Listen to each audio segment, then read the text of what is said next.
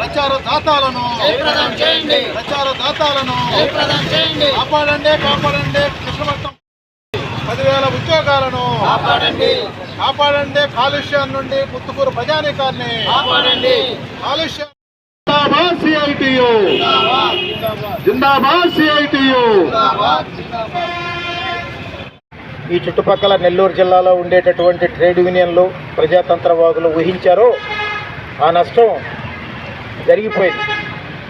అదాని యొక్క మేనేజ్మెంటు ఒక 2 నెలల క్రితము కంటైనర్ టెర్మినల్ అనేది చాలా కీలకమైంది, అది ఎటువంటి పరిస్థితుల్లో కూడా మేము తరలించాం అనేటటువంటి హామీ నీళ్ల మీద రాసిన వ్రాతలాగా మార్చిపోయింది. ఈరోజు కంటైనర్ టెర్మినల్కు సంబంధించినటువంటి ఊసే మేనేజ్మెంట్ పట్టించుకోకపోగా ఒక పెద్ద షిప్ బొగ్గునేసుకొని వచ్చేసింది మన సముద్రం తీరానికి. ఆ షిప్పులో ఉండేదంతా బొగ్గు, దాదాపు కొన్ని 100,000 టన్నుల బొగ్గు వచ్చేసి పడిపోయింది. ఒక 15 రోజుల నుంచి సిఐటియు హెచ్చరిస్తూ ఉంది, అయ్యా పోర్టులో బొగ్గు దిగుబడికి సంబంధించినటువంటి బకెట్లు క్రేన్లకు బిగిస్తున్నారు, మన వల్ల మోసం చేశారు మేనేజ్మెంట్, అదాని మేనేజ్మెంట్ అని చెప్పి సిఐటియు అధికారులకు చెప్పింది, మేనేజ్మెంట్కి చెప్పింది, ప్రెస్కు కూడా చెప్పింది. అయినా కానీ ఉలుకు పలుకు లేకుండా వాళ్ళ పాటికి వాళ్ళ పని చేసుకుంటూ పోతా ఉన్నారు.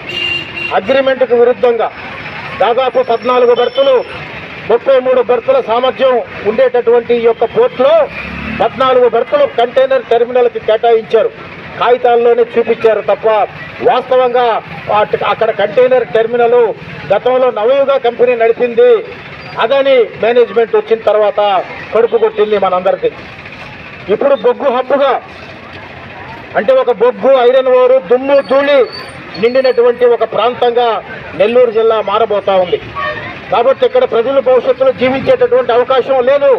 ఇప్పటికే చర్మ వ్యాధులు వచ్చున్నాయి, రైతులకి పంట దిగుబడి తగ్గిపోయింది, అట్లాగే రకరకాల ఇబ్బందులు పడ్డం ఒకవైపు అయితే, మరొక వైపు ప్రత్యక్షంగా పరోక్షంగా దాదాపు 10,000 మంది నిరుద్యోగ యువకులు ఈ కంటైనర్ టెర్మినల్ ద్వారా వివిధ రకాల ఉద్యోగాలు పనులు చేసేటటువంటి అంతా కూడా పోయింది. ఈరోజు అదాని సొంత పోర్ట్ అయినటువంటి కాటేపల్లి అట్లాగే నెల్లూరు పోర్ట్లకి ఇదంతా కూడా తరలిపోతూ ఉంది. మన రాష్ట్ర ప్రభుత్వ ఖజానాకు గండి ఈరోజు ఏర్పడింది.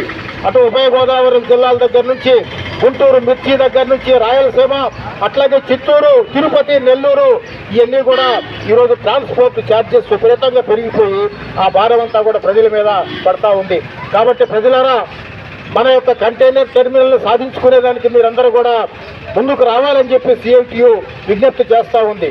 రేపటి నుంచి జరిగేటటువంటి దశల వారీ ఆందోళనకి మీ మద్దతు ఇవ్వాలని చెప్పి మేము కోరుకుంటా ఉన్నాం.